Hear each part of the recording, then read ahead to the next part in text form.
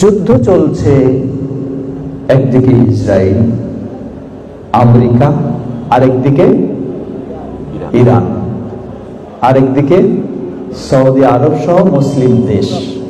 কয়টা দল হলো? তিনটা।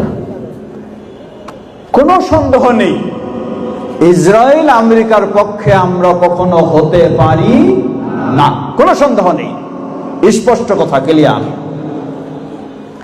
এখন আছে দুইটা সাইড, একটা হলো ইরান আর একটা হলো কি সৌদি আরব সহ মুসলিম দেশগুলি। এখন আমি আপনাদেরকে জিজ্ঞাসা করব, ইরানের পক্ষে না সৌদি আরব ও মুসলিম দেশগুলির পক্ষে? এইবার বলেন না, সবার কাছে আমি শুনতে চাই, বুঝতে হবে আপনাকে জিনিসটা। এক নম্বর চলে গেলাম আমরা কিসের পক্ষে নয়? ইসরায়েল আমেরিকার পক্ষে নয়। দ্বিতীয় হলো এখন আর দুইটা পক্ষ আছে, যেতে একটা আরেকটাকে মারতেছে, ঠিক কি না?